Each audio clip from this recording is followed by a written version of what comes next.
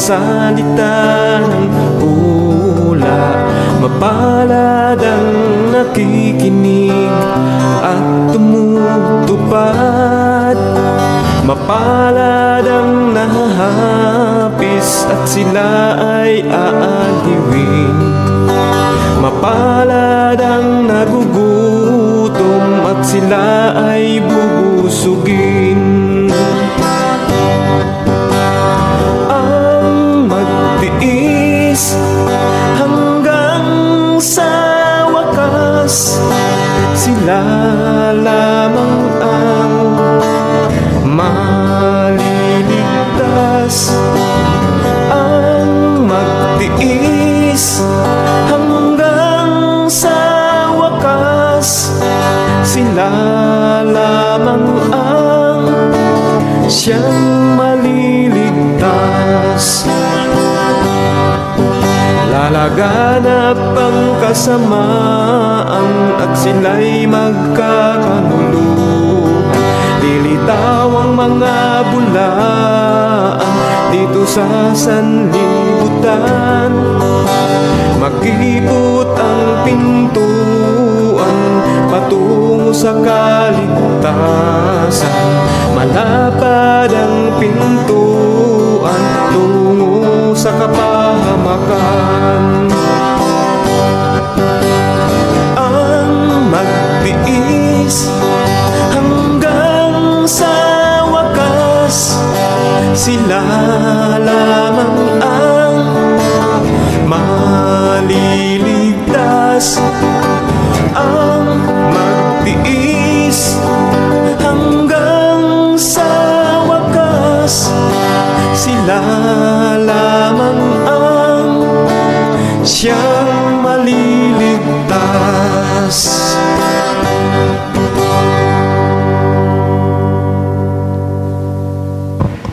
Magandang gabi mga kaibigan at ating mga kapatid.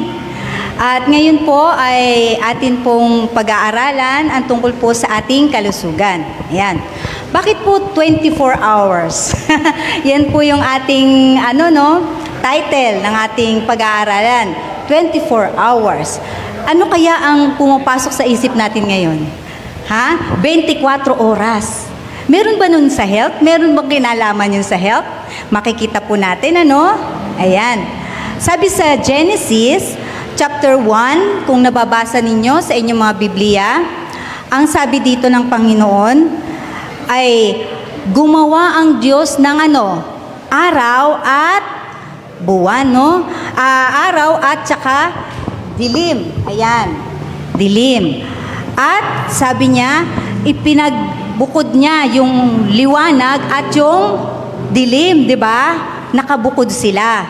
Bakit kaya pinagbukod ng Panginoon? Alam nyo, sa Bible, laging may importansya kung bakit ginagawa ng Diyos ang isang bagay. Kapag nagbasa kayo ng Biblia, isipin ninyo, ano kaya to? Bakit kaya ginawa ito ng Panginoon? Meron kaya itong kinalaman sa akin? Di ba?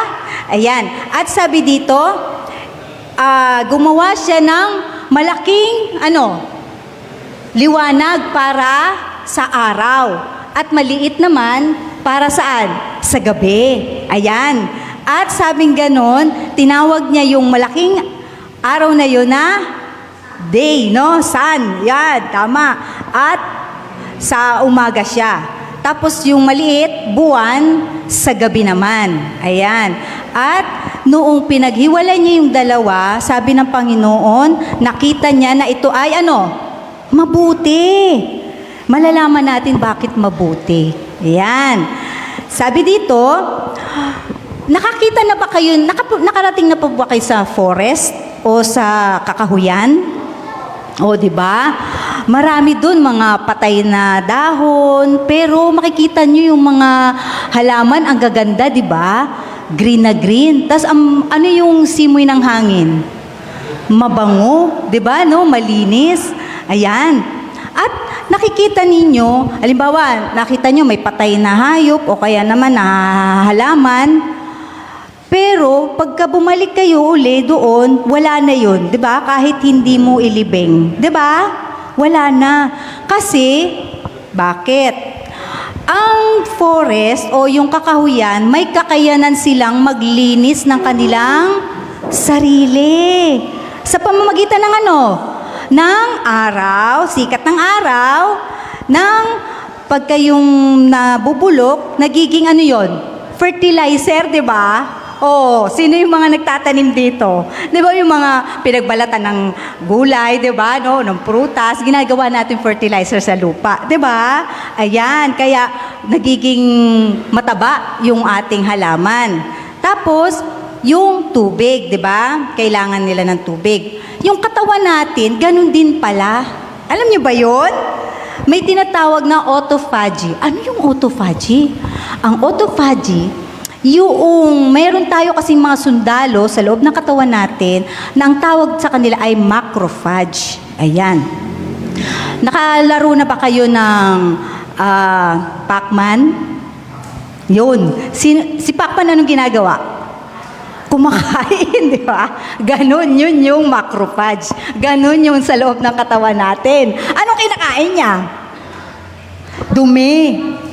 O kaya yung mga, di ba mga tayo binubuo ng cells, di ba? May mga cells na nabubulok o kaya na wear and tear. Halimbawa, pagka nag-exercise tayo, may mga wear and tear yan sa ano natin, laman-laman natin. So yun, nasisira sila. Kung hindi sila mare-repair, kakainin sila ng macrophage. Tapos ilalabas ng katawan natin. Ganun yun, di ba? So yan ang ginagawa nila. Tapos makakatulong ang fasting, yung sunlight, yung tinatawag na sunlight exposure at saka yung water. Bakit pinaghiwalay ko pa yung sunlight at sunlight exposure? Malalaman din natin yan. Ayan. Nakapunta na ba kayo sa AK? Di ba maganda doon?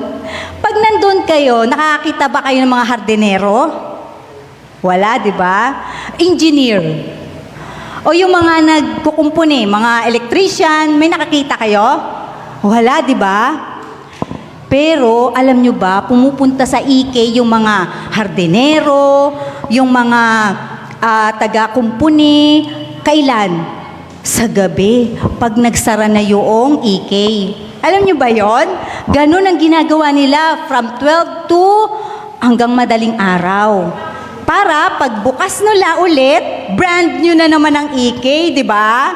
At pwede nang pumunta yung mga tao at sasaya na sila, sasakay sila sa mga Ferris wheel, sa mga kung ano pa bang mga tsubibo dyan, di ba? Ganon. Hindi natin alam sa gabi, nire-repair yung mga yan para maging safe, di ba? At maging, kumbaga makapakipakinabang sa mga taong pupunta doon. Sa palagay nyo, ang katawan natin ganon din? Alam nyo ba, ang katawan natin sa gabi, nagtatrabaho, nagkukumpuni. Oo, ayan. At may timing. Nakakita na kayo ng orkestra, di ba? Ang orkestra, meron siyang conductor, di ba? At pagka may magtutugtog, halimbawa, mga piano muna, yan, gaganyan. Tapos biglang mamaya, sasabihin, habang tumutugtog yung piano, puta dun, yung cymbal, ching, gaganon, di ba? May timing. Kaya maganda yung music, di ba? Eh, halimbawa, sabay-sabay silang tugtugan at saka wala sa tono. Hindi sila sumunod sa conductor. Anong mangyayari sa music? Pangit, di ba? May sintonado, may masakit sa tenga, di ba? Ganon din pala sa ating katawan. May timing ng paglilinis, pagkain, at kung ano-ano pa. 'Di ba? Ayan. Alam nyo, nakakatulong ang araw. Ang araw daw ay isang, miracle drug. Paano kaya naging miracle drug ang araw? Ha? Kasi yung araw, meron siyang rays, no? Yung sun rays niya, merong content yan na nakakatulong sa ating mitochondria. Yan, yung mitochondria. Bakit dalawa yan? Yung isa healthy, yung isa may sakit. Kasi ganito yan. Alam nyo ba, yung ating cell, bawat cell ng tao, ay merong mitochondria na nakalagay doon. Ang mitochondria, kung nakakita na kayo ng sasakyan, yung makina ng sasakyan, yun naman ang makina ng ating cells, ng ating katawan. So pagka umaandar yung makina ng tuloy-tuloy, anong nangyayari? Nag-overheat, 'di ba? No? Kailangan ng cooling system, 'di ba? Ano ang tawag sa cooling system ng sasakyan? Radiator, ayan. So tayo, may kailangan din natin ng radiator, 'di ba? Yung cells natin. Ano kaya yung radiator na yun? Alam niyo kung ano? Melatonin. Kaya lang, ang melatonin, kailan lang siya lumalabas? Sa gabi. Hindi siya lumalabas pag may liwanag. Ayan, ha? Kaya merong tinatawag na healthy na mitochondria at yung may sakit na mitochondria kasi nag-overheat yung isa. Walang lumabas na cooling system o yung radiator. Hindi lumabas. Kaya yan, nagkasakit tuloy siya.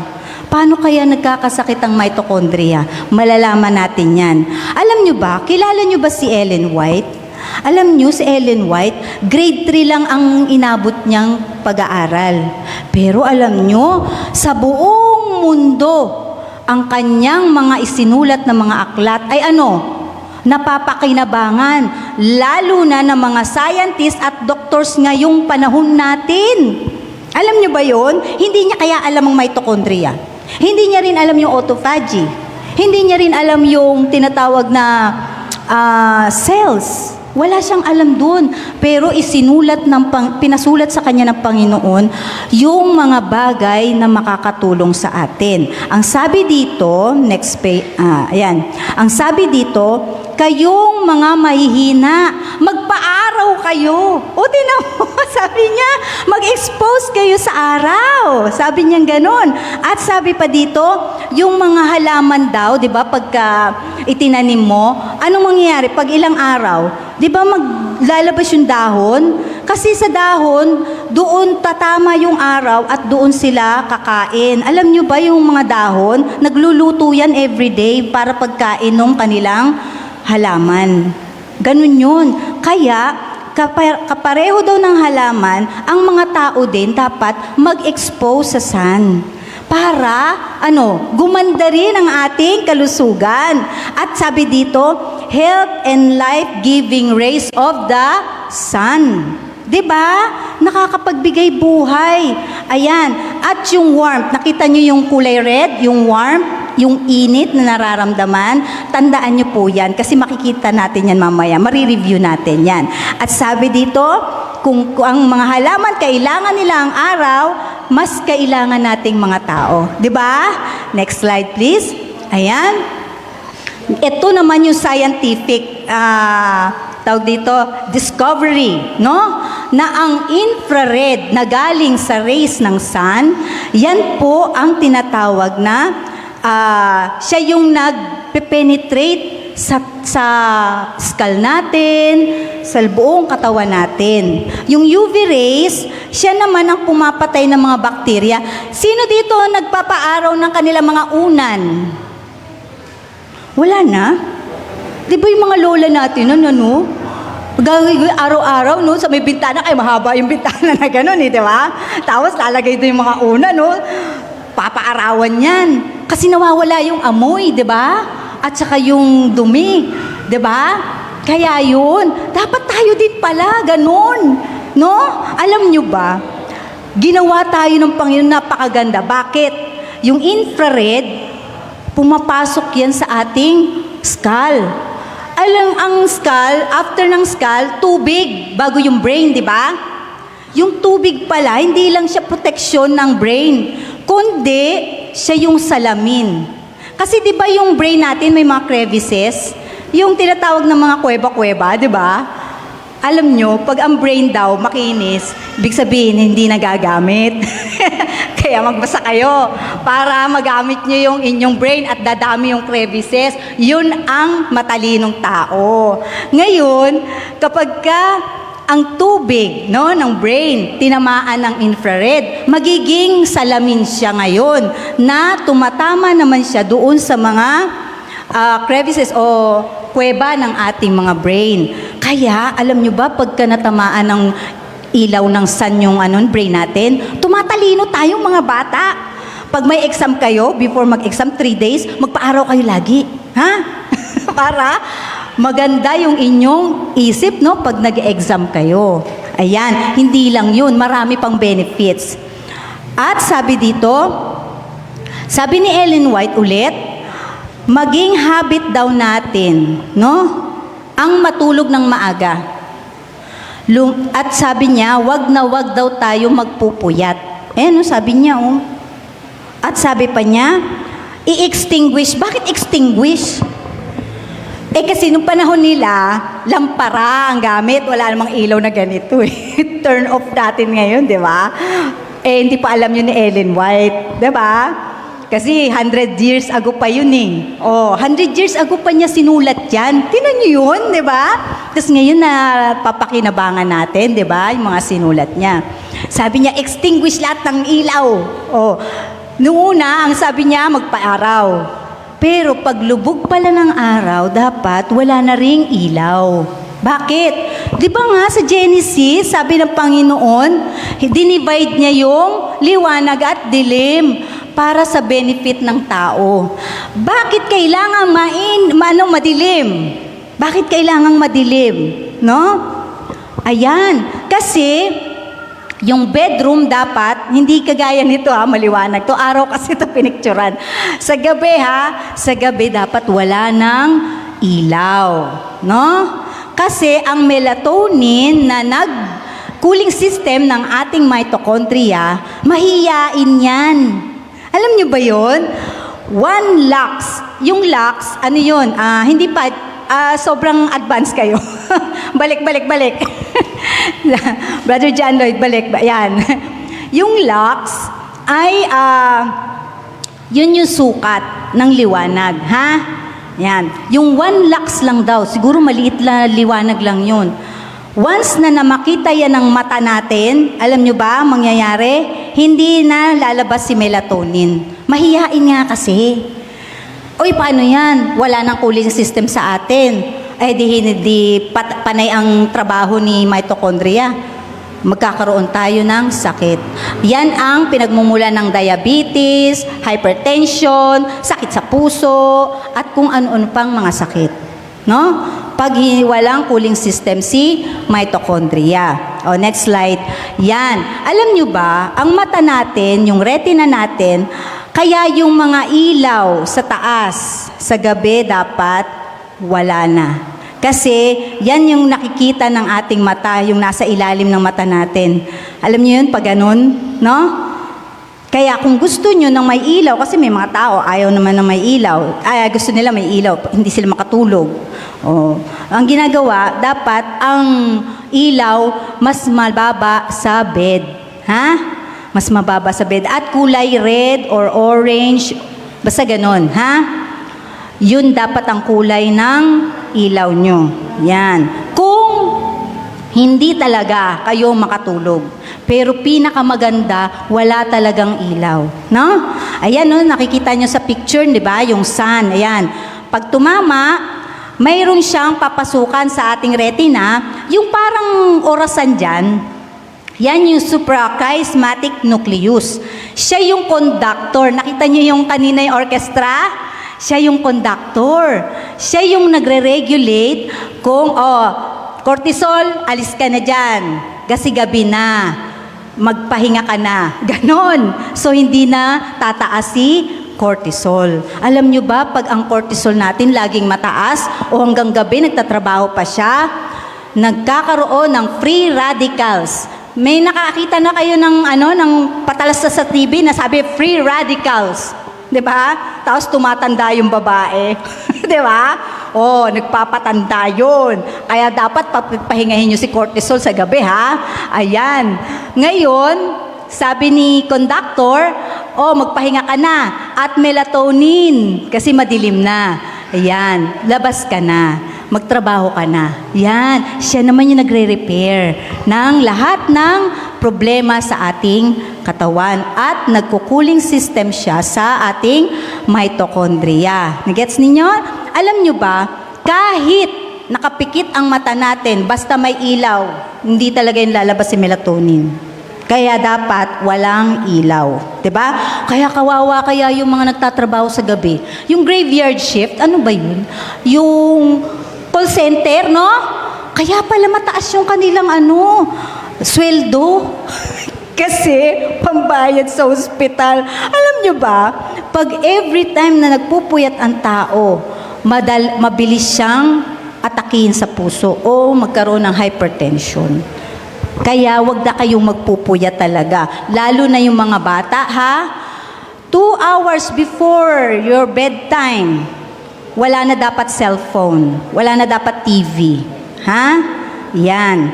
Kasi nakakasira yan ng katawan. Sabi ni Ellen White noon, ang napakasamang gawain daw. No? Ito sabi niya, napakasamang gawain. Ang ginagawa ang gabi ay araw at ang araw ginagawang gabi. Di ba ngayon, mga kabataan, sa gabi gising kasi naglalaro pa ng ano nga ba yung mga laro nila sa cellphone? ML, di ba, no? Pagkatapos sa umaga, ang sarap ng tulog. Ay, baliktad. Baliktad tuloy. Kaya ang dami ngayon, ang liliit na mga bata. Totoo? Hindi tumatangkad. Totoo? Di ba? Tapos ang dami pang malungkuti na bata.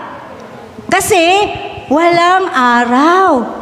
Kasi imbis na lumabas sa umaga, nasa loob ng kwarto, tulog eh. Di ba? Kaya madaming laging, ay, depressed ako ngayon. Di ba? Laging nadidepress. Dapat walang depression kasi may araw. Di ba? Ayan. At sabing ganon, magkaroon daw tayo ng disiplina. Lalo na ang mga bata, no? Na kailangan ay sila ay magkaroon ng disiplina na gawin nilang habit ang matulog ng bago mag-alas 9 nasa bed na, 'di ba? At kinabukasan saka tatayo at magtatrabaho. Kasi daw ito daw magi-improve ang kanilang health, ang kanilang mind, magiging matalino, ang kanilang spirit o yung kanilang emotions, 'di ba, no? Hindi sila magiging malungkutin o pikunin.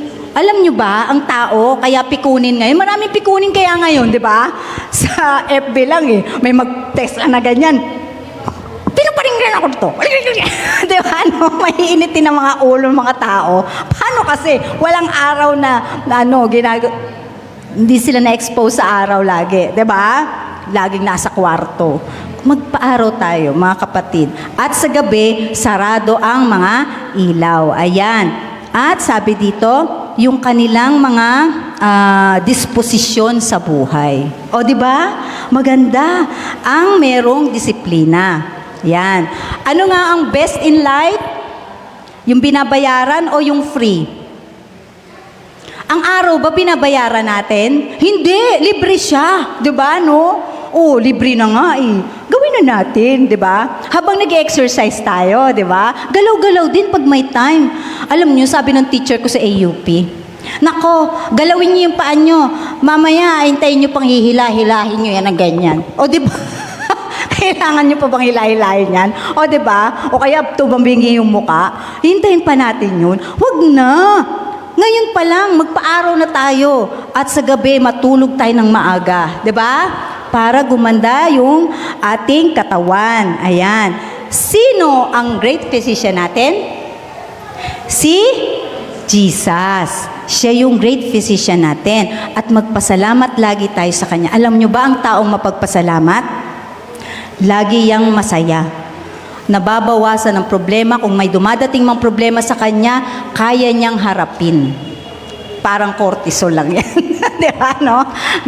Kayang harapin dahil sa cortisol. At kayang gawin ang pagre-repair dahil sa melatonin. Ayan, no? Ang Panginoon ay napaka-buti sa atin. Sabi nga sa Malakay 4:2, but unto you that fear my name shall the Son of Righteousness. Sino yung Son of Righteousness? Si Jesus Christ, no? Na may healing sa kanyang mga pakpak para tayo ay pagalingin. Ayan. At tayo'y palalakasin na parang mga calf. Alam niyo yung mga calf, mabibilis tumakbo yan eh. 'Di ba, no? Malalakas sila. So, ganun din ang gagawin sa atin ng Panginoon. Tayo ay palalakasin niya at pagagalingin. Pag tayo ay nagmamahal ng tunay sa Kanya at sumusunod tayo sa Kanya. 'Di ba? O, next slide. So, sa ating susunod na lecture, ay malalaman natin paano natin ma-improve ang ating health at yung significant changes, no? Kung hindi man malaki, merong talagang changes na mangyayari. From diabetes, from cancer, at sa iba't ibang klase ng sakit in just 12 weeks. Yan. Pag pinractice niyo yun, gagaling talaga kayo. 'Di ba? Pero hindi naman ito parang katulad ng sabihin hindi ka na magkakasakit. No, hindi. Kaya mong harapin yung mga sakit. Alam nyo ba, nung napag-aralan ko to, masakit yung balikat ko. Alam niyo yung ginawa ko? Nagpa-araw ako for 4 days, pero ang 4 days, ang ginawa ko, dahil yung circadian rhythm ko sira. Dahil alam mo naman yung mga nanay, di ba? Ang hilig ng mga nanay magpuyat. Bakit? Siyempre, sa lahat ng mga miyembro ng pamilya, ang nanay ang huling matulog, di ba?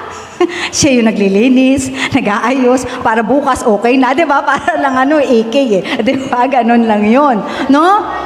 At ginawa ko noon, ang sakit ng ganito ko. Alam niyo ilang minuto, first time kong magpa-araw ng matagal. 6 o'clock, 1 hour ako nagpa-araw. Alam niyo ba? Habang nagpapa-araw ako, nawawala yung sakit. Pero minuto lang, 30 minutes lang, wala na yung sakit ng pain ko dito na ang tagal-tagal kong naramdaman. Grabe, di ba? Totoo yun. At yung aking circadian rhythm, naayos siya.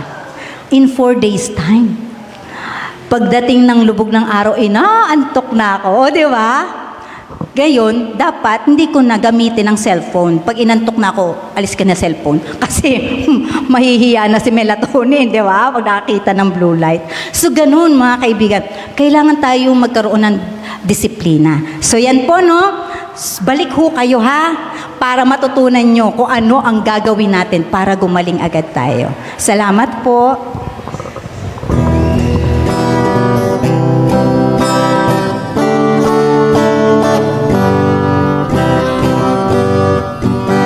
Mapalad ang bumabasa ng salita ng hula. Mapalad ang nakikinig at tumutupad. Mapalad ang nahahapis at sila ay